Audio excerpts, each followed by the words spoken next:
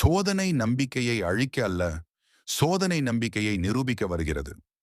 தேவன் அழைத்த போது எதையும் கேள்வி கேட்காமல் நம்பிக்கையோடு நடந்த மனிதன், அவன் பெயர் ஆபிரகாம்.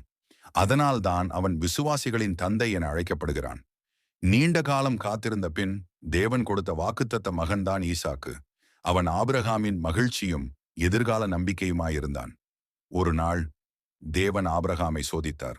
உன் ஒரே மகனை, நீ நேசிக்கும் ஈசாக்கை எனக்கு பலியாக அர்ப்பணி என்றார். ஆபிரகாம் எதிர்த்து பேசவில்லை. அவன் காரணம் கேட்கவில்லை. நம்பிக்கையோடு ஈசாக்கை கூட்டிக் கொண்டு மோரியா மலை நோக்கி நடந்தான். தேவன் பார்த்து கொள்வார் என்ற நம்பிக்கையோடு நடந்தான். பிள்ளையை கட்டி பலிபீடத்தில் வைத்து பலியிடும் தருணத்தில் தேவன் குரல் கொடுத்தார். ஆபிரகாமே, உன் கையை பிள்ளையின் மீது போடாதே. உன் விசுவாசம் வெற்றி பெற்றது. தேவன் அவன் நம்பிக்கையை நிரூபித்தார். ஆபிரகாம் மட்டுமல்ல, அவனின் நம்பிக்கையும் ஆசீர்வதிக்கப்பட்டது. தேவன் ஒன்றை கேட்கிறார் என்றால் நாம் அதை இழக்க வேண்டும் என்பதற்காக அல்ல, அதன் மூலம் அவர் நம்மை உயர்த்தவே. உனக்கு வரும் சோதனைகள் உன்னை உயர்த்தவே.